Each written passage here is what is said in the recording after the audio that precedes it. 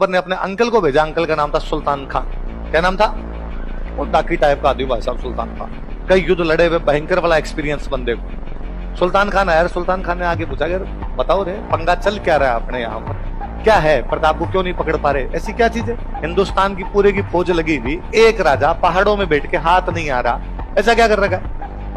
तो सर अपने पहाड़ों के रास्ते जानते नहीं, अपने यदि पहाड़ों के अंदर जाते हैं तो अब छोटी छोटी टुकड़ियों में जाना पड़ता है, वो रास्ते जानता है, अपनी टुकड़ियां हार के वापस आ जाती है। तो उसने कहा, यार पहाड़ों में उसके हथियार कहां से जाते हैं, पहाड़ों में उसके लिए अनाज कहां से जाता होगा, पहाड़ों में उसकी सप्लाई कहां से जाती होगी? ऐसा पहाड़ों में के रास्ते हैं, उन रास्तों से जाते हैं। तो उसने कहा, रास्ते ब्लॉक कर दो, पहाड़ों में हथियार जाने बंद, पहाड़ों में अनाज जाना बंद, पहाड़ों में कोई खजाना जाना बंद, फिर कहां से आएंगे? सर इतने बड़े पहाड़ों को रोकने को, उसने कहा पूरी सेना है अपने पास में, कहां कहां लगाने तुम तो बताओ, रास्ते कहां है? सर एक रास्ता इनका डूंगरपुर की तरफ जाता है, देवल होकर जाता है। कहां से होकर जाता है? उसने एक सेना की टुकड़ी लगा दी देवल, एक रेजिमेंट कहां बिठा दी? जहां पर ये सेना बिठाते उनको बोलते थाने। क्या बोलते? तो एक थाना उसने कहां पर बना दिया? और बताओ? तो कहा, सर डूंगरपुर वाला रास्ता बोलोगे, अब डूंगरपुर से कोई भी सहायता मिल नहीं सकती। और एक पाली की तरफ रास्ता निकलता है, वो कहां से जाता है? देसूरी। कहां जाता है? उसने कहा देसूरी बंद करो। एक थाना कहां बिठा दिया? देसूरी। और बताओ कि साहब एक रास्ता उदयपुर की तरफ निकलता है, वो कहां से निकलता है? कि देबारी। देबारी ब्लॉक करो। एक थाना कहां पर बना दिया? देबारी। और कि सर इनका सबसे महत्वपूर्ण थाना जो है, महत्वपूर्ण जो रास्ता है, वो राजसमंद होता हुआ अजमेर की तरफ निकलता ही है। ये कौन सा है? ये दिवेर। ये कौन सा है? कि सर इसमें इनको दो फायदे हैं। क्या दो फायदे हैं? कि एक तो इनको अजमेर वाला रूट इनका खाली रहता है, यहां से इनको सप्लाई उपलाई खूब आती रहती है। फिर दूसरा, अपने को भी सारे साधन अजमेर से मंगाने पड़ते हैं, क्योंकि इन्होंने अपनी पब्लिक को तो पहाड़ों में शिफ्ट कर रखा था, अपने अनाज कहां से मंगाए? अजमेर। और ये इस रास्ते से अपना सामान आने नहीं देते, इनके सैनिक अपना सामान बीच में लूट लेते हैं। इसलिए अपने को तो यहाँ दुविधा का सामना करना पड़ता है, अपने को सामान लाने के लिए भी सेना लगानी पड़ती है। उसने कहा मत चिंता करो, इधर मैं बैठा हूं। उसने 4 थाने लगा दिए, डूंगरपुर वाले रास्ते पे देवल, पाली वाले पे, उदयपुर वाले पे, और राजसमंद वाले पे, और दिवेर वाले में खुद जाके बैठ गया। और वास्तव में उसने प्रताप को ब्लॉक ही कर दिया कि पहाड़ों से बाहर निकलना ही बंद, हालत अंदर खराब कर रखी। अंदर वो बैठे बैठे वेट एंड वॉच की स्थिति में, आज नहीं तो कल, कल नहीं तो परसों खाली होंगे, तब करेंगे कुछ ना कुछ अपने, कभी न कभी तो इनको खाली करने पड़ेंगे रास्ते यहाँ से। इधर दशहरे का त्योहार है। कौन सा त्योहार है? अपने दशहरे पे यहाँ पे हथियारों की पूजा होती है, शस्त्र पूजन करते हैं आप। अच्छा, शस्त्र पूजन के बाद में ये माना जाता कि तलवार म्यान से बाहर निकाली, आपने उसका पूजन किया, तो अब तलवार म्यान में तभी डाली जाए जब उसके खून लग जाए। खून लगना जरूरी है। तो अपने दशहरे के दिन लड़ाइयां होती थी, छोटी मोटी कोई ना कोई लड़ाइयां करते, उन लड़ाइयों को बोला करते टीका दौड़। क्या बोलते? टीका मतलब तिलक, हथियारों के तिलक लगाया, उसके बाद में जो लड़ाइयां हुई, उन लड़ाइयों क्या बोला करते? टीका। अब हथियारों की पूजा वूजा की, महाराणा प्रताप ने अंदर बैठ के, अब कहा भाई अपने को लड़ाई करनी है, कहां लड़ाई करें? तो कहा भाई मुगलों के 4 कैंप है, चारों कैंपों में कहीं पर हमला करते हैं। कहां हमला करें? मंत्रियों से पूछा तो सब लोगों ने ऊपर वाले 3 कैंप बताए, भाई यहां पर हमला कर लिया जाए। यहां पर क्यों कर लिया जाए? क्योंकि दुश्मन की सेना थोड़ी कम है, दिवेर में सेना ज्यादा है, दिवेर में अपने को नुकसान हो सकता है, यहां पर किया जाए। महाराणा प्रताप ने कहा दिवेर पे करें ज्यादा ठीक नहीं रहेगा। कैसे? कि मुगलों को सबसे अधिक भरोसा कहां पर है? उन्हें लगता है भाई दिवेर पर अपने कभी भी हमला नहीं कर सकते। सुल्तान खान खुद कहां पर बैठा है, तो पहली बात तो वो वहां पे निश्चिंत हो रखेंगे, यहां पर तो हमला हो ही नहीं सकता, इसलिए वहां पर यदि करेंगे तो सफलता के चांस ज्यादा है। दूसरा, यदि दिवेर जीत गए ना तो बाकी वाले 3 तो मुगल भागी जाएंगे। दिवेर ही जीत गए तो क्या होगा? सर्जिकल स्ट्राइक है वो। दिवेर पर हमला किया गया, सारी की सारी मुगल फौज काट दी गई। अगले थोड़े दिनों के अंदर दिवेर खाली करवा लिया था, देसूरी, देबारी, देवल, यहाँ पे 36,000 मुगल फौजी सरेंडर करते हैं। मैं कई बार सोचता हूँ यार, दिवेर का युद्ध हमारी हिस्ट्री में बताया क्यों नहीं जाता? दिवेर का युद्ध हमारी किताबों में उस कदर क्यों नहीं पढ़ाया जाता? हमने प्रताप को हल्दी घाटी में बंद करके रख दिया है। हल्दी घाटी की परिणति, हल्दी घाटी का जो संघर्ष शुरू होता है, वो यदि कंप्लीट कहीं पर जाके हो रहा है तो कौन से युद्ध में हो रहा है? अमर सिंह सुल्तान खान को मारता है, इसमें भला मारता है, आर पार निकाल देता है सुल्तान खान के भला। सुल्तान खान डाकी टाइप का आदमी था, सुल्तान खान के भला मारा तो आर पार निकल गया।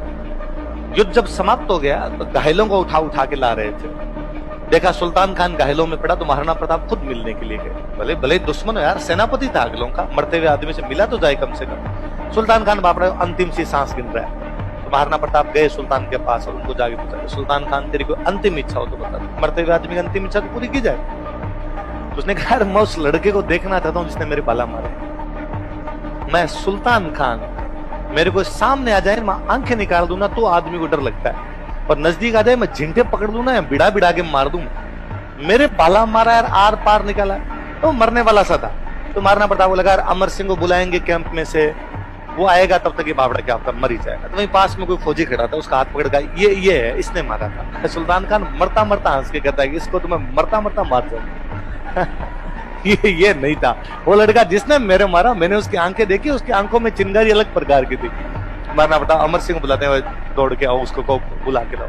अमर सिंह आता, मारना पड़ता, कहते हैं मेरे वाला ही था, इसने मारा था। सुल्तान खान कहता है तुम बहादुर पिता के बहादुर पुत्र हो, वाकई यार तुम बहादुर हो, इस छोटी सी उम्र में यार तुमने मेरे आर पार भला निकाला। मारना पड़ता, अमर सिंह को गंगा जल देते हैं कि सुल्तान खान के मुंह में गंगा जल डालो। हमेशा मानते हैं कि मरते हुए आदमी मुंह में गंगा जल डाला जाए तो जन्नत मिलेगी, स्वर्ग में जाएगा।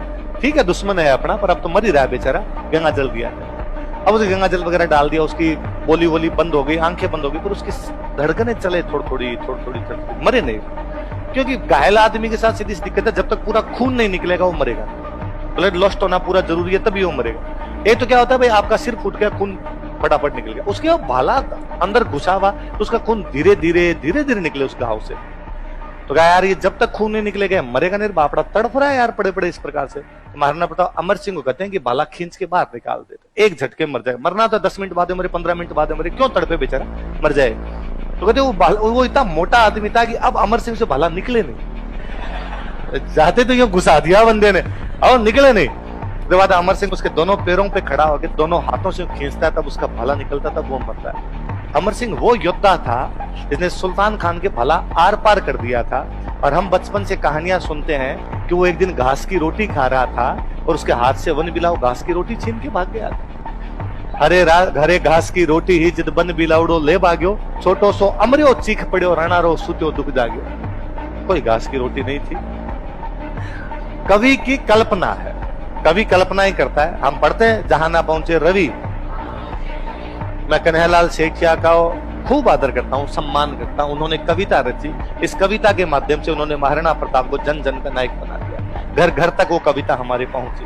पर कविता इतिहास नहीं है। कवि कई प्रकार की इमेजिनेशन करता है, कई प्रकार की बातें लिखता है, हमें उनमें से हिस्ट्री निकालनी होती है। मैं कल जब आपको पढ़ा रहा था, मैंने एक बात बोली थी कि 1559 में उदय सिंह के पोता होता है, इसलिए उदय सिंह एकलिंग जी के धोख लगाने के लिए जाते हैं, उदयपुर की स्थापना करते हैं। बताया था मैंने, वो पोता अमर सिंह है। वो पोता कौन है?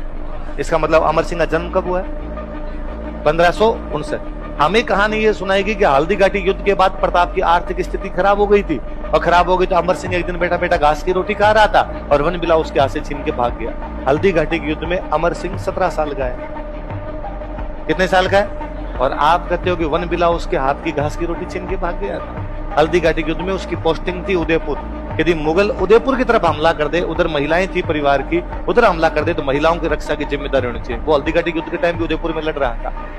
और ये कैसे हो सकता है कि हल्दी घाटी के युद्ध के टाइम में तो अमर सिंह इतना छोटा सा रहा हो, और 4 साल बाद 1580 में शेरपुर में उसको ये भी पता है किसको लेके जाना है, किसको छोड़ के जाना है। और दिवेर के युद्ध में सुल्तान खान के भाला मारता तो आर पार निकाल देता है। हमने इन कहानियों के माध्यम से अमर सिंह को तो भुला ही दिया। मुझे व्यक्तिगत रूप से कोई पूछे कि मेवाड़ में जितने राणा बने उनमें आपको सबसे अच्छे कौन लगते हैं, मैं अमर सिंह का नाम लूं, नो डाउट अमर सिंह। उस बंदे ने मुगलों के खिलाफ 17 युद्ध लड़े हैं, सारे के सारे जीते हैं। होता क्या है, कई बार बड़े पेड़ के नीचे दूसरा कुछ भी लग नहीं पाता। बड़ा पेड़ सूर्य की सारी रोशनी रोक लेता है, इसलिए नीचे धूप भी नहीं लग पाती। महाराणा प्रताप इतना बड़ा नाम हो गया, अमर सिंह आते नहीं। यदि अमर सिंह महाराणा प्रताप के बेटे ना होते तो अमर सिंह ज्यादा याद किए जाते, खूब याद किए जाते। उनको जितना क्रेडिट दिया जाना उतना क्रेडिट दिया जाता, पर अब वो सारा क्रेडिट ही पापा ले गए, इसलिए अमर सिंह के पास कुछ भी बचा। और दिवेर, हम नहीं पढ़ते दिवेर को, जमस्तोड़ ने उस टाइम कहा था कि दिवेर मेवाड़ का मैराथन है। अब सुल्तान खान को मार दिया गया, चारों के चारों कैंप मुगलों के यहाँ से उड़ा दिए गए। अकबर बड़ा तमतमाया उधर से। अकबर ने कहा वापस जाओ, हमला करो, पर अब किसी की हिम्मत नहीं होगी मेवाड़ पर आक्रमण करे। सबको होता है ना, सुल्तान खान को बुरा मारा यार इन्होंने। तो वापस एक आदमी ने हिम्मत की, जगन्नाथ कछवाहा। किसने की? मान सिंह वाला अंकल। उसने कहा मैं ट्राई करके देखूं। अकबर ने कहा जाओ तुम। तो 1585 में मेवाड़ पर हमला कौन करता है? 1585 के बाद अकबर ने, जब तक महाराणा प्रताप 1597 तक जिंदा रहे, मेवाड़ पर कोई आक्रमण। और 1597 में जैसे ही प्रताप की डेथ होती है, अकबर वापस अटैक करता है। इसका मतलब इन बीच के 12 साल में अकबर को बहुत अच्छे से समझ आ गई थी कि आरएस में सिलेक्शन पटवारी ग्राम से दे लेने चाहिए, इधर अपनी पार पड़ेगी। क्योंकि इन सालों में प्रताप ने अफगानिस्तान पर अटैक किया है, पंजाब पर अटैक किया है, बंगाल पर अटैक किया है, उड़ीसा पर अटैक किया है, दक्षिण भारत पर अटैक किया है। ऐसा कैसे हो सकता है कि आप पूरे भारत के छोरों पर आक्रमण करो, सब जो बाउंड्रीज उन पे आक्रमण करो, और नाक के ठीक नीचे मेवाड़ पड़ा उस पर आक्रमण ना करो? इसका मतलब वो समझदार आदमी है, वो प्रैक्टिकल बंदा है, उसको पता था कि यहाँ पर आउटपुट नहीं है, मर रहे हैं, हार रहे हैं, कुछ मिल तो यहाँ पे रहा नहीं, इससे अच्छा दूसरी जगह जीतते हैं, इनका तो बाद में देख लेते हैं। और जैसे ही इधर प्रताप की डेथ होती है, अमर सिंह राजा बनता है। अमर सिंह राजा बनते अकबर ने वापस अटैक किए, पर उसने कहा आजा, मैं तैयार ही। फिर अकबर मर ही गया था 1605 में, तब तक वो मेवाड़ का राजा उसे संधि कर लेगा, ये उसका सपना ही रह गया था, ये उसका सपना कभी भी पूरा। इधर आपके प्रताप ने जैसे ही आपके जगन्नाथ कछवाहा ने अटैक किया, प्रताप को लगा रही है मेरी लड़ाई मुगलों के साथ। अकबर आए, रहीम जी आए, सुल्तान खान आए, शाहबाज खान आए, सैयद फखरुद्दीन आए, आसफ खान आए, मेरे समझ में आती है यार मुगलों से मेरी लड़ाई है, मुगलों के सेनापति लड़ने आएंगे। मान सिंह भगवंदास जगन्नाथ कछवाहा क्या मांगते हैं इधर? तुम पंचायती करते घूमते हो, अब रुको, तुम आओगे मुगलों की तरफ से, मैं आमेर पर हमला कर दूंगा। प्रताप आमेर पर हमला कर देता है, और ये जो अभी नया नया जिला बना ये छीन लेता है, मालपुरा। क्या छीन लेता है? मालपुरा। आमेर वालों के पास आता, बहुत अच्छी ट्रेड मंडी थी बहुत अच्छी, इस पे कब्जा कर लिया उसने। इसमें मालपुरा का टैक्स आज के बाद मैं लूंगा। अब जब मुगलों की तरफ से अटैक होने बंद हो गए तो 1587 के आसपास महाराणा प्रताप बाहर निकल के आते हैं और मैदान में अपनी एक नई राजधानी बनाते हैं, चावंड। फिर यहाँ बैठ के उन जगहों पर हमले करने शुरू किए जहां मुगलों का कब्जा था। जहां जैसे मान लो उदयपुर पे मुगलों का कब्जा है, वो छुड़वाया, गोगुंदा पे कब्जा है तो वो छुड़वाया, जहां जहां पे मुगलों का कब्जे थे वो छुड़वाने शुरू। 2 किले प्रताप अपने जीवन काल में नहीं जीत पाए, चित्तौड़गढ़ और मांडलगढ़। कौन कौन से?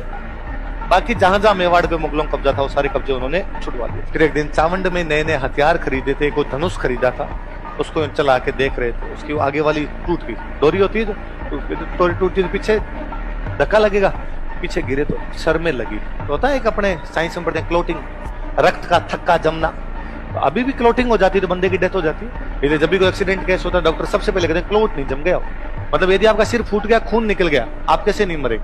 खून यदि निकल रहा है डॉक्टर जाके टांके वांके लगा देगा, ठीक है टाइम पे आप पहुंच गए। यदि खून नहीं निकला, अंदर लगे, क्लोट हो गया, तो मरने की भयंकर संभावना रहेगी। तो क्लोट निकालते हैं डॉक्टर सबसे पहले। तब ऐसी कोई थी नहीं चीजें। एक यहाँ की आंतड़ियां खिंच गई थी, वो खींचते टाइम पे वहीं चावंड में डेथ हो जाती है 19 जनवरी 1597। हल्दीघाटी वाले युद्ध के बाद प्रताप को तो पता चल गया था संघर्ष लंबा चलेगा मुगलों के साथ में, अपने संधि करने के लिए तैयार नहीं तो मुगल वापस आएंगे लड़ने के लिए, 65% का इंतजाम होना चाहिए पूरा।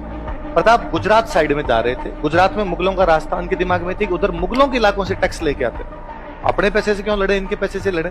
रास्ते के अंदर एक गांव था, उस गांव का नाम था चूलिया। कौन सा गांव था? उधर गुजरात साइड में गांव था चूलिया, इडर में। यहाँ पर 2 आदमी आके महाराणा प्रताप से मिलते हैं, 2 भाई मिलते हैं, एक का नाम है भामाशाह, एक का नाम है ताराचंद। इन्होंने महाराणा प्रताप का, महाराणा प्रताप पैसे टक्के की चिंता करने की कोई आवश्यकता नहीं है, आप तो पहाड़ों में रहो, पैसे का इंतजाम हम कर लेंगे, ये पकड़ो खूब सारे पैसे। अरे इतने पैसे कहाँ से? इनका एक तो हमारा जो पर्सनल खजाना है वो सारा का सारा आपका, आप तो संघर्ष करो, हम तुम्हारे साथ। एक प्रताप ने कहा ये तुम्हारा घर का है यार, ये मैं कैसे ले सकता हूँ? अरे सर सुनो, कुछ तो हमारे घर का है, कुछ इसमें मेवाड़ का ही खजाना है। भामाशाह के परिवार की ड्यूटी थी मेवाड़ में कोषाध्यक्ष की। किसकी ड्यूटी थी? कोषाध्यक्ष होती। भामाशाह का परिवार कोषाध्यक्ष था। पर अब मेवाड़ की किसी टाइम राजधानी चित्तौड़गढ़ थी, तब तो सब व्यवस्था है, तुम कोषाध्यक्ष, तू फलाण दिए, तू फलाण दिए। अब जब तितर बितर हुए पहाड़ों में, तो कोई कहीं निकल गया, कोई कहीं निकल गया, सारे एक साथ थे नहीं, तो इनके परिवार के पास वो मेवाड़ का खजाना रह गया। भामाशाह कितने ईमानदार आदमी है, उन्होंने कहा सर ये मेवाड़ का खजाना आप रखिए, आपका ही टैक्स था, आपके बाप दादाओं का टैक्स था, हमारे तो घर पे पड़ा था, हम तो केयर टेकर थे इसके, आप रखिए इसको, कस्टडियन थे, अब आपकी कस्टडी में रखो, और हमारा पैसा ये भी आप ले लो। प्रताप ने भामाशाह गले लगाया और कहा जब तक भामाशाह ताराचंद जैसे लोग हैं, मेवाड़ का कोई बाल भी बांका, तो मेवाड़ को उस समय बचाने वाला, मेवाड़ का उद्धार करने वाला बंदा कौन है? भामाशाह। या तो कभी मेवाड़ को बचाया था हमीर ने, या इस समय मेवाड़ को कौन बचा रहे हैं? भामाशाह। इसलिए भामाशाह क्या कहा जाता है मेवाड़ का? महाराणा प्रताप ने भामाशाह को अपना प्रधानमंत्री बना दिया। क्या बना दिया? यार इतना ईमानदार आदमी, जिसको क्या बनाया जाए? प्रधानमंत्री। फिर इतना अच्छा मैनेजमेंट है पैसे का, क्या बनाया जाए? प्रधानमंत्री। इतने रुपए ला के दिए थे कि 25 लाख तो कैश था, 20 लाख का सोना था। वो इतने रुपए थे कि महाराणा प्रताप 25,000 की फौज 12 साल तक रख सकते। कितनी फौज? 25,000। 12 साल तक उनके हथियार, खाना पीना, तनख्वाह, ये सब सोचने की आवश्यकता। पर राजा कमजोर तो इसी में पड़ेगा ना, बस सेना के रुपए कहाँ से आएंगे, खाना कहाँ से लाऊंगा, पीना कहाँ से लाऊंगा, ये हम दे रहे हैं। आप तो लड़ाई करो, आप तो दिमाग लगाओ कैसे क्या करना है क्या नहीं करना। कुछ साल पहले तक अपने ये माना जाता था कि हल्दीघाटी का युद्ध जो था वो ड्रॉ हो गया था। क्या हो गया था? मतलब न तो प्रताप की जीत हुई, न उसके अंदर अकबर की हार हुई, या न अकबर जीता न प्रताप जीता। आप ये मान लीजिए कि अनिर्णय युद्ध था जिसका कोई भी डिसीजन निकला नहीं। पिछले कुछ सालों में अपने इतिहासकारों ने रिसर्च, हिस्ट्री एक ऐसा सब्जेक्ट है इसमें री राइटिंग होती है जो बार बार लिखा जाता है। जैसे उनमें नए सोर्स सामने आते हैं, नए एविडेंस सामने आते हैं, हिस्ट्री नए प्रकार से लिखनी पड़ती है। कि आज अपने पढ़ रहे हैं कि मैं बता रहा था आपको जिनकी भाई गणेश्वर की इनकी खुदाइयां अब तक चलती रहती है, कल को नई चीज मिल जाए तो अपने बताना पड़े ना यहाँ से ये भी मिल रहा है ये चीज, वैसा वैसा हिस्ट्री दोबारा लिखी जाती है। तो पिछले कुछ सालों में हमारे इतिहासकार रिसर्च किया, रिसर्च करके बताया इस युद्ध में प्रताप की जीत हुई।